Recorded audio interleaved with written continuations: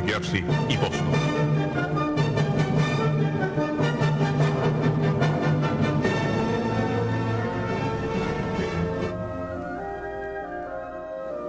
Saludos dominicanos en todo el territorio de la República y en ultramar en la costa este de los Estados Unidos de América e igualmente a todos sus habitantes de habla hispana.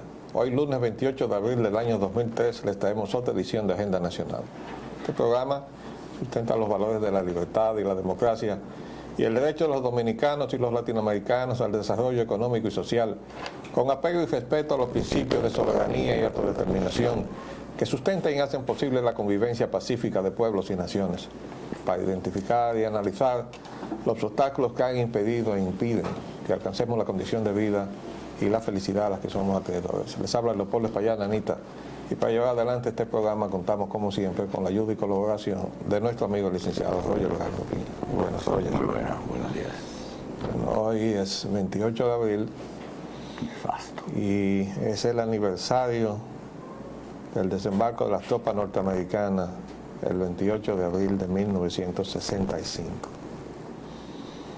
Yo recuerdo que estábamos asilados, el presidente provisional Molino Ureña y un grupo de dirigentes del PRD y quien habla en la Embajada de Colombia, en la calle Capitán Eugenio de Marchena, calle que desemboca al Teatro Nacional en la Máximo Gómez, y por ahí vimos pasar un tanque que parecía un edificio con ruedas.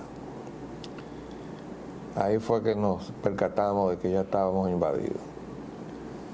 Uno de los tanques que iba hacia la embajada venían entrando desde el oeste a la ciudad, desde Jaina,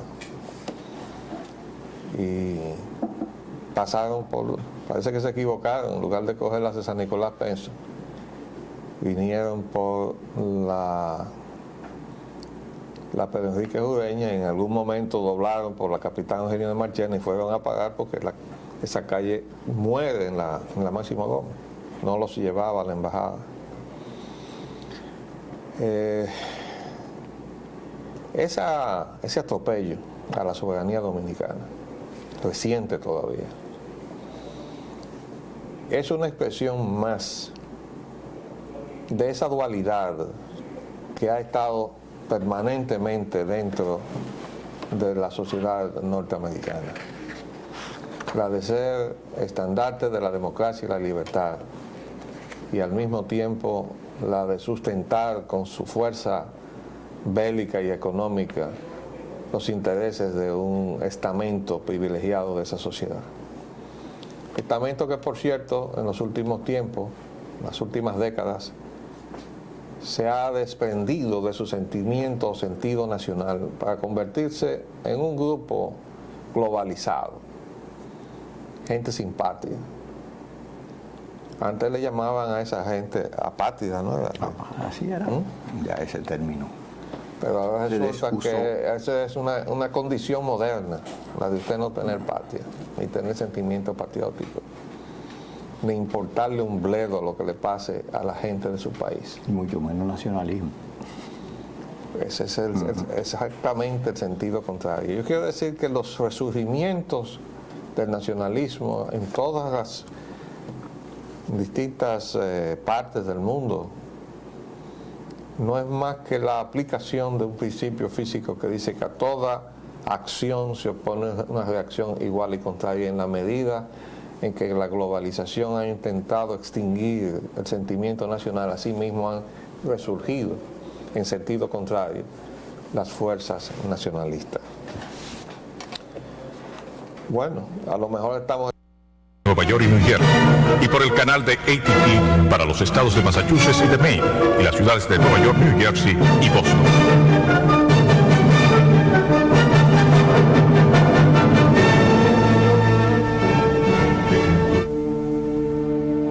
Saludos dominicanos en todo el territorio de la República y en ultramar en la costa este de los Estados Unidos de América, e igualmente a todos sus habitantes de habla hispana. Hoy lunes 21 de abril del año 2003 les traemos hacia afuera, que es cuando los países tienen que respetar a otro país, y uno hacia adentro, que es cuando los pueblos se dan los gobiernos por su propia voluntad, y eso es la democracia.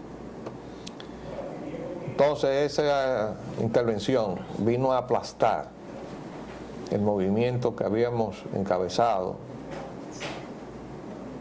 un grupo de ciudadanos, y que le había tocado entonces desde un punto de vista ya político y militar llevar adelante al que fue entonces presidente provisional, el doctor José Rafael Molina Ureña, y en el ámbito militar en combinación o en coordinación con el teniente coronel Rafael Tomás Fernández Domínguez, que forzado a salir de su país por una infidencia de un miembro de su familia, entonces fue sustituido por el teniente coronel Miguel Ángel Hernando Ramírez. Entonces el coronel Hernando y el doctor Molina se encargaron de vertebrar o acabar de vertebrar lo que Rafael Tomás Fernández había comenzado, y siempre con el contacto de él desde el exterior. Y ese movimiento para restaurar un gobierno constitucional que había sido depuesto por un golpe militar, ese fue el movimiento que se aplastó con la intervención militar. Y se aplastó sencillamente porque primero estaba contrapuesto a algo que Washington había hecho, que fue el golpe militar contra Bush. Y segundo, bueno, pues porque nosotros no le consultamos para hacer lo que estábamos haciendo. Pues inmediatamente algo que está haciéndose ahí, no lo estamos haciendo nosotros, pues eso tiene que venir del enemigo comunista. Y nos pegaron inmediatamente la etiqueta de comunista para podernos aplastar. Se inventaron una serie de infundios, comenzando por Rivera Caminero, que comenzó a regar por todas partes que había detectado que el Palacio Nacional estaba comunicado con Fidel Castro. Y yo he dado este testimonio muchas veces, pero la persona que tuvo que trabajar de cerca del coronel Camaño para conquistarlo en el ámbito civil se llama Polín Espaillá, este que está hablando aquí. Y para yo conseguir el compromiso de Francis, ahí en la casa del encargado de la finca de su papá, una noche, saliendo hacia Villa Mella, a mano derecha, yo tuve que darle mi palabra de honor de que el movimiento no era comunista, porque así estaba de preocupado todo el estamento militar de este país con el bombardeo que se había hecho de que el gobierno de Bush era comunista. Y sobre mi palabra de honor y en el compromiso de no ponerle la mano al coronel Morillo, porque él se iba a encargar de hablar con Morillo López, que era su compañero de infortunio, habían tenido que salir huyendo de la policía en su enfrentamiento con Belisario Peguero para refugiarse en San Isidro. Y así entró Francis Camaño en el movimiento. De modo que sospechar de Francis, que estaba formado en los centros militares de Estados Unidos, de que era comunista, era realmente un absurdo. Pero había que ponerle esa etiqueta al movimiento para poderlo aplastar en el mundo. Y se desató esa campaña, esa propaganda. Por eso nosotros no creemos en todas esas cosas que salen cada vez que el aparato militar de Estados Unidos se mueve, porque ya pasamos por ahí. Ahora, lo que nos preocupa, a todos los que queremos llevar adelante en nuestros países una sociedad libre, democrática, nos tiene que preocupar y nos viene preocupando es en ese conflicto permanente que se ha estado dando en la sociedad norteamericana, de ser una sociedad democrática, de ser una sociedad de principios y de derechos, con ser al mismo tiempo una sociedad que lo aplasta todo con tal de proteger sus intereses económicos de un estamento privilegiado de su pueblo. En la medida en que en esa lucha permanente un aspecto prima sobre el otro, así mismo zigzaguea en el mundo entero la libertad versus la opresión. De un tiempo a esta parte, y sobre todo del 11 de septiembre para acá, vemos con preocupación que la involución que se ha experimentado en la sociedad norteamericana, al extremo de que ahora mismo no hay ninguna duda de que Estados Unidos pretende implantar un imperio en el mundo. O sea, está por encima de todo. Está por encima de Naciones Unidas, está por encima de todos los organismos de la convivencia civilizada de la humanidad. Hemos dicho que ese es un camino lleno de peligros para los propios Estados Unidos. Pero, ¿por qué? Sencillamente porque lo va a aislar de todo el mundo. Y todavía hay gente que se preocupa, que se pregunta en los Estados Unidos que por qué hay reacción o oposición al curso de acción que ellos llevan. Bueno, porque el curso de acción que ellos han tomado es el del aislacionismo. O sea, se han aislado de todo el mundo para aplastar a todo el mundo con su poder bélico. No lo va a llevar a nada bueno. Todavía están a tiempo de rectificar. Todavía están a tiempo de rectificar. Bueno, vamos a entrar entonces en los temas de nuestra agenda de hoy. Está muy nutrida de cosas. Sí. Abrimos con la neumonía atípica, pandemia. En el mundo aumenta a 314 las personas que han muerto por neumonía atípica y hay 5.200 afectados en todo el mundo. El SARS, que es la neumonía atípica, está controlado en 24 de los 27 países donde se ha manifestado. Eso salió el sábado. Sin embargo, hoy ya se nos dice que hay 314 muertos en todo el mundo. Tenemos que reiterarle al presidente de la República lo que le dijimos personalmente el día 24 en la misa en la Secretaría de las Fuerzas Armadas, que es que haga suspender ese viaje de la primera dama a Taiwán. En Taiwán había la semana pasada 37 casos de SARS. De manera que sería, por decirlo menos, una imprudencia viajar en estas circunstancias allá. Y yo quería decir algo más. Lo hemos dicho muchas veces con relación a los benditos Juegos Panamericanos. Ojo con la epidemia y la celebración de los Juegos. Bueno, se adiciona este factor más a esa situación que ya de hecho está bastante grave. Las previsiones de salud en nuestro país. El secretario de Salud dice que no hay neumonía típica en la República Dominicana. No sé cómo puede negar con tanta categoría esa situación, puesto que se están dando unos casos de una en los Alcarrizos, de una epidemia prácticamente, dado el número de personas que ha sido afectada por una sintomatología de gripe, pero todavía no se ha analizado, me parece, con la propiedad suficiente como para categorizar que eso no es una manifestación. Sin embargo, hay dos casos en el Moscoso Puello que se encuentran aislados y por comentarios de los propios galenos que están atendiendo a esos pacientes, dicen que existe la posibilidad de que podría ser. Pero hay contradicción, porque ha salido otra versión que dice que es encefalitis lo que tiene. Bueno, sí, aquí viene en el segundo, sí. Pero hay que decir lo siguiente, lo que nos debe preocupar a nosotros es que el secretario de Salud Pública está candidateándose para ser precandidato al PRD y su atención está en eso, no ha estado en otra cosa. Y no ha estado tampoco a todo lo largo del tiempo que tiene ahí en otra cosa que no sea su precandidatura. De modo que la salud del pueblo dominicano está muy mal servida en esas condiciones del amigo José Rodríguez Soldevila. Entonces que él venga hoy y diga, no hay peligro, aquí no hay. Usted me perdona, mi amigo José Rodríguez Soldevila.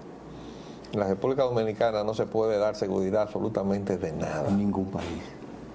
Absolutamente de nada, porque lo primero que se hace es aislar. Por eso le estamos diciendo al presidente, no mande a la primera dama a Taiwán, porque allá sí hay casos confirmados, 37 casos confirmados. Entonces no la mande allá, porque imagínese usted que en ese regreso haya que tomar medidas contra la primera dama y aislar a la primera dama, porque puede ser un riesgo, cuarentena por un riesgo de contagio. ¿Usted se imagina? No, y además es nuestra amiga, nosotros no queremos ver a Rosa en esa situación, ni a nadie. Entonces la medida es aislarse precisamente de donde quiera que se haya manifestado la enfermedad. ¿Y qué estamos haciendo nosotros? Nosotros tenemos turismo de Canadá. Hemos tomado algunas medidas con respecto al turismo. La semana pasada lo hablamos. Salió en la prensa incluso esa inquietud. ¿Qué hemos hecho? Nada. Y también nos hicimos eco de la situación de total orfandad en que se encuentran los establecimientos hospitalarios de la República, comenzando entonces por las instalaciones del Aeropuerto de las Américas, donde las heridas superficiales, entiendo yo, pues se estaban curando con ron blanco, porque no había ni siquiera alcohol. No, ese es el método de asepsia que se está utilizando en ese aeropuerto, pero no se ha dicho nada que se está haciendo en los demás, porque aquí aeropuertos de entrada prácticamente son todos. Punta Cana es que está recibiendo precisamente todo el flujo canadiense. Sí, canadiense y Romana y los otros aeropuertos que hay en el país, incluyendo Santiago y Puerto Plata. Entonces no se ha dicho que se haya establecido por lo menos un programa, ya no una política, para ir articulando algún tipo de acción que prevenga en la medida de lo posible el que esa enfermedad no pueda llegar a nosotros. Sobre todo porque se está mezclando un flujo turístico que, como tú sabes mejor que nadie, viene en dos tipos de transporte. Muy poco viene en las rutas establecidas y la mayor parte viene en vuelos fletados. Entonces, esos vuelos fletados vienen directo desde el punto de origen al destino turístico en la República Dominicana. Si viene fletado desde un sitio donde hay SARS, es más difícil controlar la situación en cuanto a cada una de las personas que vienen en ese vuelo, que si viene a través de vuelos internacionales por rutas establecidas, porque entonces ya comienzan a funcionar ciertos mecanismos de la Organización Mundial de la Salud y una serie de cosas por el estilo que puede ayudar a controlar la situación. Pero ahora mismo esa última información que salió en Diario Libre de que los pacientes tienen encefalitis, dicen unos médicos, vaya usted a saber si ese diagnóstico es el correcto. De todas maneras hay una epidemia. Fíjense que nosotros usamos el término pandemia. Pandemia es una epidemia que trasciende más allá de un país. Y la neumonía típica es una pandemia. El caso de la gripe de los alcarrizos es una epidemia. Y que es una epidemia virulenta, lo es, porque se ha expandido con una rapidez increíble. Los médicos están alarmados y dicen que no la pueden controlar. Entonces, creo que tengo entendido que las autoridades de la Secretaría de Salud Pública no se habían dejado ver por allá. Bueno, de eso se trata. Ese es el tipo de acción que él tiene que tomar de inmediato, de reacción más que de acción. Ahí deberían haber brigadas de médicos de salud pública haciendo un trabajo de tipo preventivo y no preventivo también. Bueno, para que no nos equivoquemos, Los Alcarrizos está allí. Allí. Es un barrio de la capital. Y ahora mismo, tenemos eventos colectivos como es la Feria del Libro. Yo recomendaría traspasar para otro momento, cerrarla ya y evitar concentrar a la gente en grandes cantidades para evitar la propagación de esa epidemia, esa de gripe, esa que está ahí, sin que sea la neumonía típica. Pero bueno, este país está manga por hombro. Y este es un barco a la deriva, como vamos a ver ahora. En el sainete político de nuestro país. La reelección. Hipólito dice que va, niega que genere división en el partido, desde luego. Esa división se refiere al PRD. Al PRD, claro. No al PPH. No, el PPH está sólido. Sí. Doña Milagro se distancia de la reelección e inicia su campaña en junio. Eso dice el primer titular. Segundo, Déjame ver algo antes de que tú sigas adelante, porque lo que tenemos aquí son los principales medios. Pero aquí, por ejemplo, El Día, aparte de que dice que Hipólito dice que va, dice aceptaría la base para que decida si su proyecto tiene fuerza y que luego se batirá con quien sea. Denuncia que buscan destruirlo con una campaña contra su familia. Yo no he visto ninguna manifestación de esa campaña contra la familia del presidente. Lo único que yo recuerdo es que la propia gente del presidente en el PPH le salió al paso a las opiniones de la familia del presidente de que no debía ir a una reelección. Y salieron diciendo que ellos debían cambiar de opinión y que ellos se iban a emplear a fondo en tratar de cambiarle la opinión a la familia del presidente. Esa es la única mención que yo recuerdo haber visto de la familia del presidente. De modo que, ¿tú has visto alguna? no, ninguna otra. Precisamente me extrañó. A mí me tanto preocupó como usted. porque, como hemos dicho, Ese ha titular. habido nexos de amistad entre el presidente y su familia y mi familia, ¿verdad?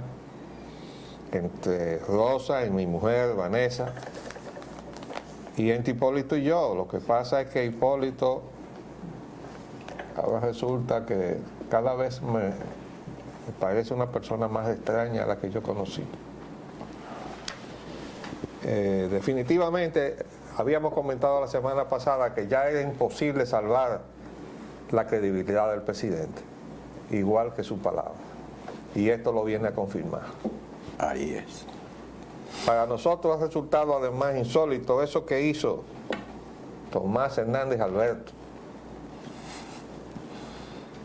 Tomás Hernández Alberto se atrevió a usar la figura de los grandes muertos del PRD para decir que ellos, a través de un sueño que él dijo que tuvo con ellos, le mandaban a decir a Hipólito que tenía que aceptar la reelección. ¿Y ustedes saben dónde hicieron eso? En el escenario de un gran fraude que se llama la entrega de títulos provisionales a parceleros. ¿Ustedes saben por qué? Porque ese título no sirve para nada. Y además, todavía llegar a ser permanente y valedero frente a un tribunal de tierras, lo único que consagra es un enorme problema que recoge la Constitución de la República, entre la categoría de problemas que enfrenta la nación dominicana, que se llama el minifundio. Y recuerdo que se caracterizan dos problemas opuestos, el latifundio y el minifundio.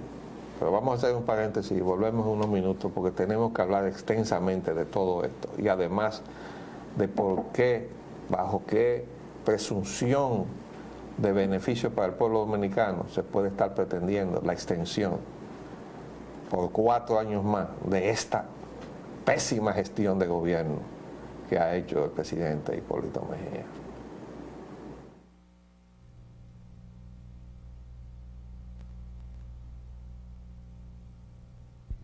Pues bien, sigue leyendo los titulares de hoy. Dice el señor presidente que acepta repostularse. El mandatario proclama que está preparado para seguir al frente de los destinos de la nación.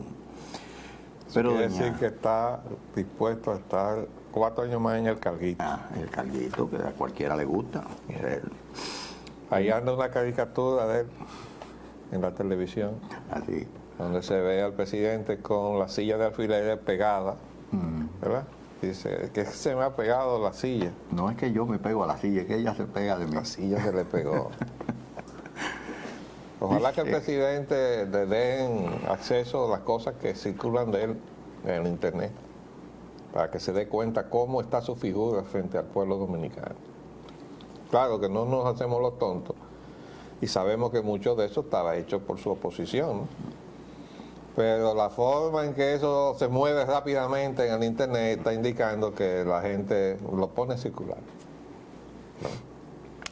Dice doña Milagro que ella no va a transitar por esa ruta de la reelección y a la vez avisora una crisis producto de esa situación Desde luego se refiere en el PRD. internamente al PRD. Hipólito Mejía buscará la reelección. Dijo que cambió de opinión porque su propia gente lo quería destruir y lo consideraba inútil. Bueno, yo tampoco he visto por ninguna parte manifestación de esa actitud. ¿A quién se refiere cuando dice su propia gente? ¿A los del PPH? Bueno, esa es categóricamente su propia gente, porque si hace referencia al Partido Revolucionario Dominicano, a la dirigencia, han sido muy contemporizadores, muy tolerantes, si se puede llamar así, con esa posición dubitativa que él tuvo siempre manteniendo sobre esa situación.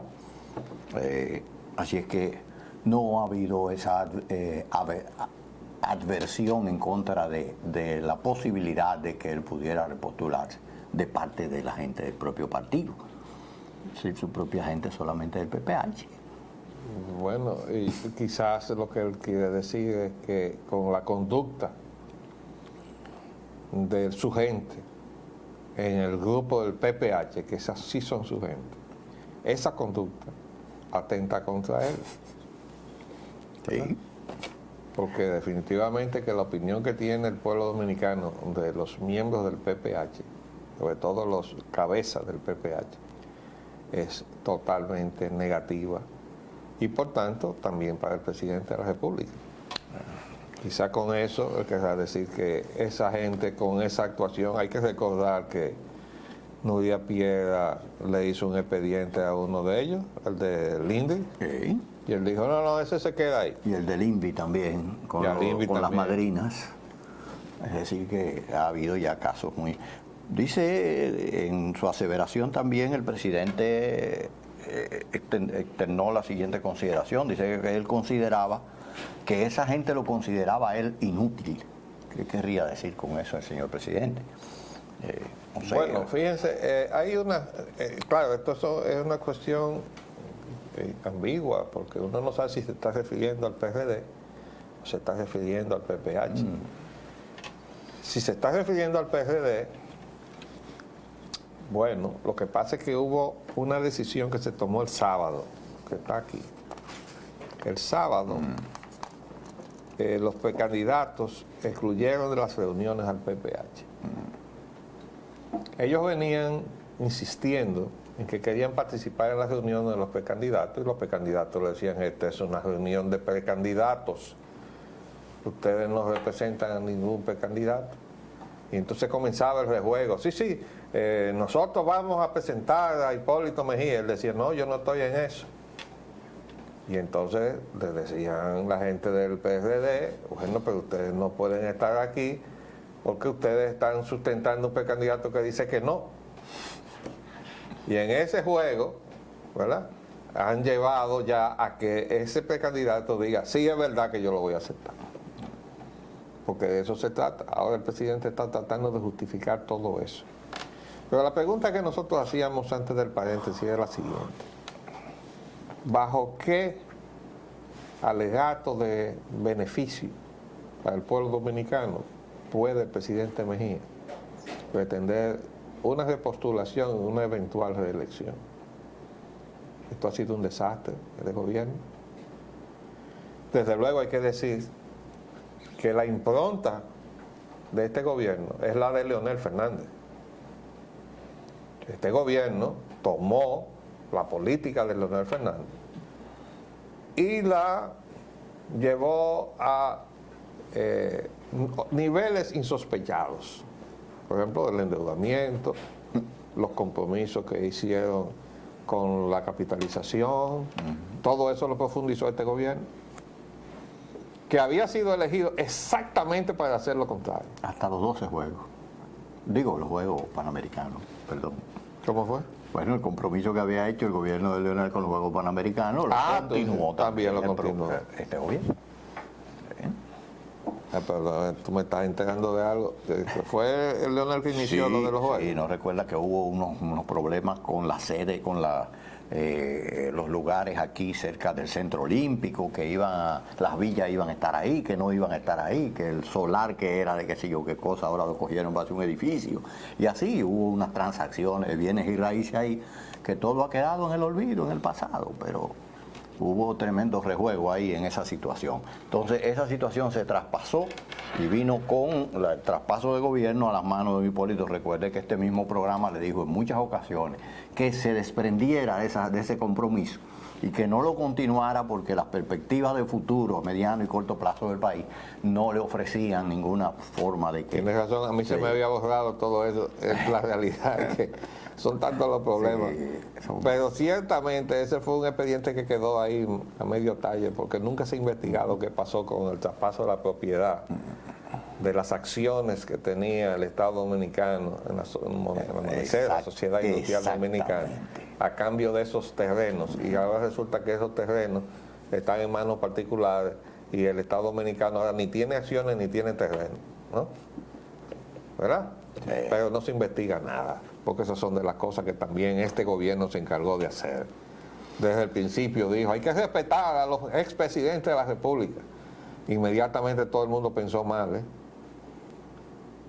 Todo el mundo pensó mal.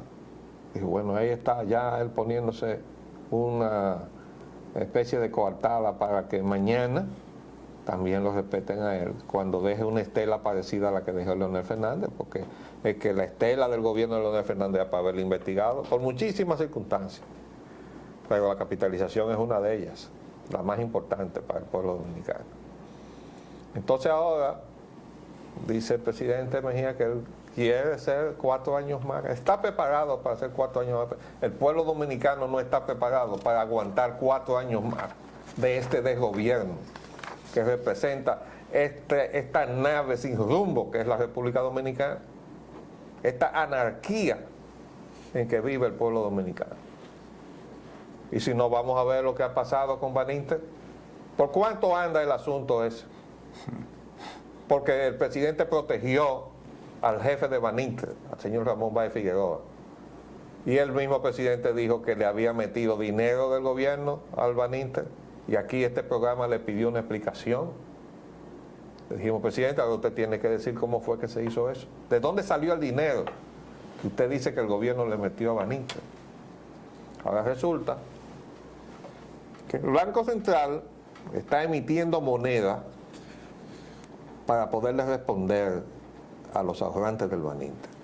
Le había dado 10.000 millones en adelantos y redescuentos, en un momento en donde estaba recogiendo dinero en pesos de la economía para quitarle presión al mercado cambiario. Y en medio de una emisión de una serie de valores por parte del Banco Central para recoger pesos, le estaban metiendo 10.000 millones a un banco. ¿Qué pasa? Que cuando el banco llega a donde tenía que llegar, el gobernador del banco dice que va a responder de eso con el dinero que está en la bóveda del banco, pues ese es el dinero que está desmonetizado. Quiere decir que el banco está emitiendo moneda. ¿Por cuánto va la emisión monetaria? La última vez que salió en el periódico iba por 18.000 millones.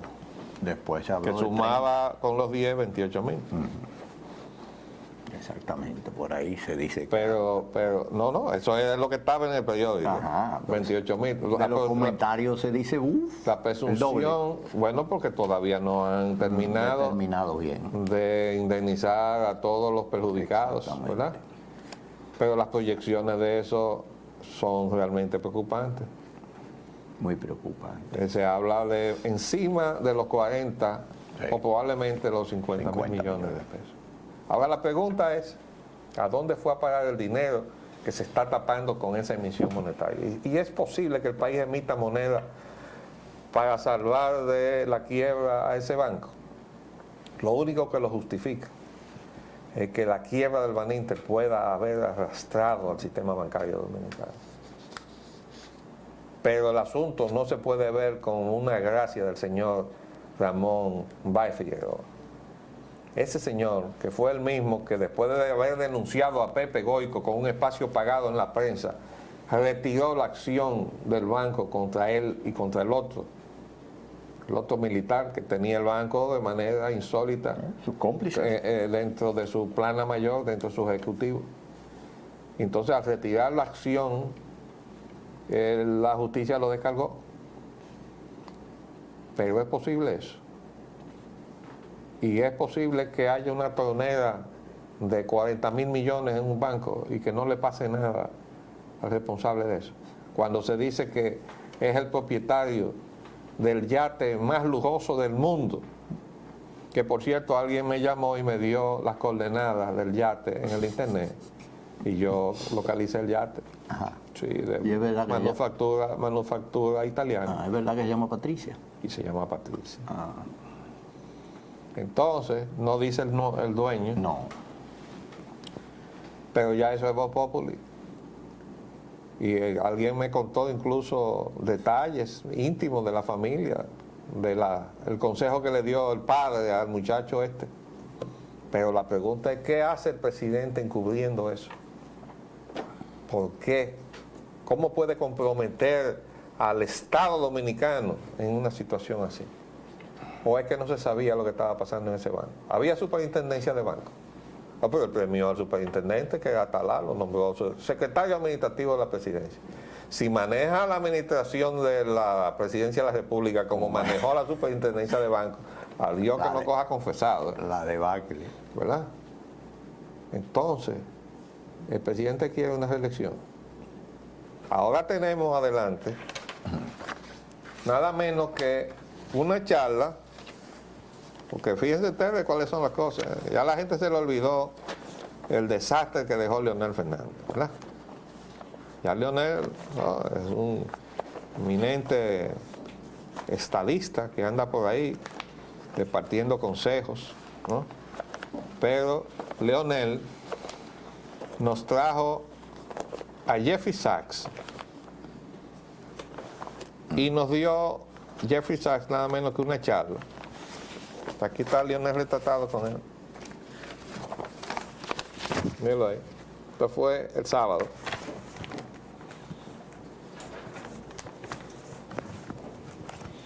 Ese es Jeffrey Sachs, el hombre que dio junto con el presidente Gonzalo Sánchez de Lozada durante la gestión de gobierno de Paz Extensor el ajuste de shock a Bolivia y casi que puso ese país en guerra civil, ese señor. De ahí pasó a Venezuela a asesorar a Carlos Andrés Pérez. De ahí siguió a Brasil y dejó una situación parecida. Y luego llegó a Argentina. Y ya ustedes saben lo que hizo Menem. Y de ahí se fue a Rusia y de allá lo montaron en un avión, lo sacaron. Porque ya encima de los problemas que tenía Rusia, este señor lo estaba desestabilizando con su política de shock. Ese señor. Pero viene aquí y propone Recetas. No. que nosotros podemos dolarizarnos, mírenlo, con su cara muy campante. Economista de Estados Unidos cree países candidatos para la dolarización. Mírale qué sonrisa tan bella, tío. ¿No? Y entonces él, con esa forma irresponsable que tienen esta gente, dice, yo no creo en la dolarización, pero de haber un país que tenga condiciones para la dolarización, este es el país que tiene. O sea, él dice que no cree. Él personalmente. Él personalmente. Pero ¿no? la República Dominicana es un candidato idóneo para eso. Claro, ¿por qué? Porque Lo ya han condicionado. casi hemos liquidado al Banco Central de la República, y hemos evitado que el banco ejerza el control de los dólares que mueve la economía dominicana. Entonces está diciendo, bueno, ya formalícenlo. Eso es igualito a lo como estamos con la situación de Haití. Nos llevan por un camino que cualquier día nos van a decir, bueno, ya, formalícenlo, la fusión. Porque de hecho, con 1,5 millones o más de 1,5 millones de haitianos metidos aquí, no vamos camino a la fusión. Y menos mal que vino Jean Chrétien, que es uno de los responsables de esa política internacional, y dijo, caramba, parece que la República Dominicana le están cargando el dado con este asunto de Haití, es verdad que no. Lo reconoció. Lo reconoció después que estaba aquí con nosotros. Y después que le dieron a sus empresas canadienses muchísimas concesiones para buscar el oro dominicano, en un momento en donde no se sabe cuál va a ser la suerte de la moneda internacional y el valor del dólar y el valor del euro, y está como es natural, subiendo el valor del oro. Entonces nosotros estamos entregando las concesiones de exploración que implican inmediatamente derechos sobre la explotación del oro dominicano. Porque eso somos nosotros. Para eso es que tenemos gobierno. Y para eso quiere Hipólito 4 años más, porque eso se hizo ahora en este gobierno. 800 kilómetros cuadrados de territorio dominicano entregado a una empresa canadiense que tenía $2.500 canadienses en un banco. Se hizo en este gobierno. Para que estemos claros. Y que me digan que me estoy inventando algo porque voy a traer una pila de papeles que saqué del internet. Y además voy a decir a qué funcionarios de este gobierno yo se los entregué. Para que estemos claros. Porque nosotros lo que estamos tratando de salvar nuestra nación. Y si de paso salvamos la gestión de este gobierno, pues mejor. ¿Qué caray? Pero a nosotros lo que nos importa es nuestro país y nuestro pueblo. Y nosotros tratamos de pagar todo eso. Que esos funcionarios no hayan hecho nada hasta ahora, eso es otra cosa. Pero nosotros hemos hecho lo que teníamos que hacer. Y hemos estado varios pasos delante de todos estos funcionarios denunciando aquí lo que se está haciendo. Como ahora tenemos que decir que hay un intento de privatizar no solamente el agua dominicana, sino la Dirección de Aeronáutica Civil. Porque de ahí se manejan muchos dólares, entonces todo eso hay que echarle mano para privatizarlo. Como está privatizado Indotel. Y los aeropuertos. Y todo, ¿no? Donde quiera que se manejan muchos dólares. Donde se manejan muchos dólares, haya fuente de ingresos. Entonces, ahora dice el empresariado dominicano, que por suerte están despertando, porque el empresariado dominicano parece que le habían dado morfina. Bueno. Pero miren el titular. Ojalá y se alebre rápido, como dicen en el Cibao. Empresarios quieren debate profundo de la dolarización. Elena Villella dice que considera que el tema debe ser analizado por todos los sectores. Claro, yo me alegro que los empresarios hayan levantado su voz tan temprano, porque por lo menos ellos tienen voz. Usted sabe quién no tiene voz en esto, y es el más perjudicado, el pueblo dominicano. En la Junta Monetaria no hay un representante que hable a nombre del pueblo dominicano. ¿Ustedes saben por qué? Bueno, porque el sector privado que está representado allí, como es lógico, el sector privado, y representa sectores de la economía. Y está muy bien eso, porque se supone que los funcionarios del gobierno que están allí ex oficio, que son el gobernador del Banco Central, que preside la Junta Monetaria, el secretario de Industria y Comercio, miembro ex oficio, y el secretario de Finanzas, miembro ex oficio, representan al pueblo dominicano. Pero ¿qué pasa cuando los funcionarios del gobierno no representan al pueblo? Que ahí no los representa nadie, así como ustedes lo oyen. En esa instancia donde se decide la suerte de la economía del país y por tanto la suerte de la economía de todos los dominicanos. Y este proceso de dolarización o no. Y también sale el sábado la información de que el Banco Central, no es desde el viernes, dice que están asesorados por el Fondo Monetario Internacional. Que ellos lo llamaron inclusive, dijo el gobernador. Están Ellos asesorados. fue quien reclamó su presencia en el país. Bueno, tú sabes que el Fondo Monetario Internacional llegó a tener una oficina permanente en el Banco Central. Y quien los sacó de ahí, y eso tengo que repetirlo siempre para exaltar su memoria, fue don Luis Julián Pérez.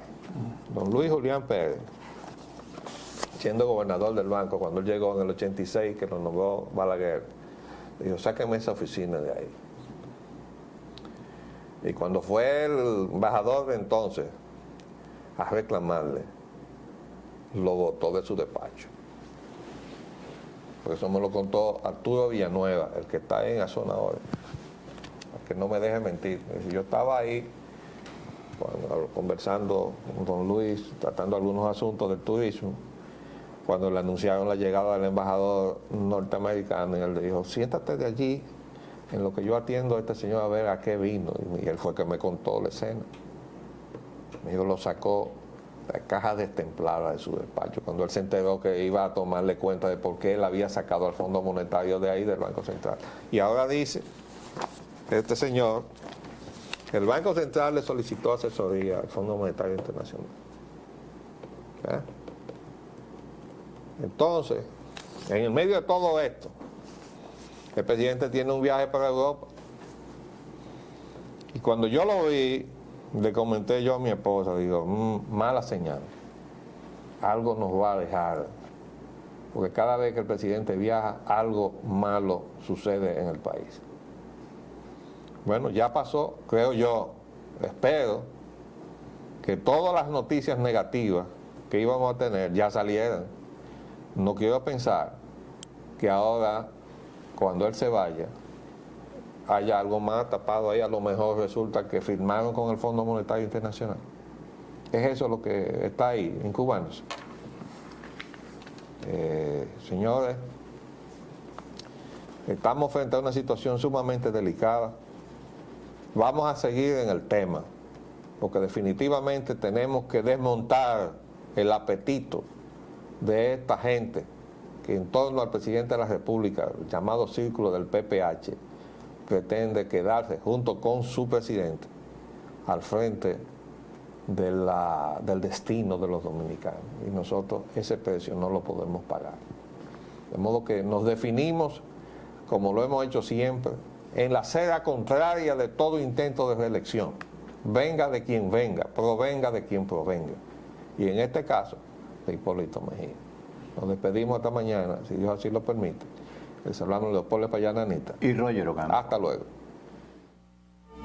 Agenda Nacional les llega en vivo de lunes a viernes de 11 de la mañana a 12 meridiano y es grabado y retransmitido de 12 a 1 de la madrugada por esta misma emisora. Se transmite en la costa este de los Estados Unidos de América por el canal 513 de Time Warner en los estados de Nueva York y New Jersey y por el canal de AT&T para los estados de Massachusetts y de Maine y las ciudades de Nueva York, New Jersey y Boston.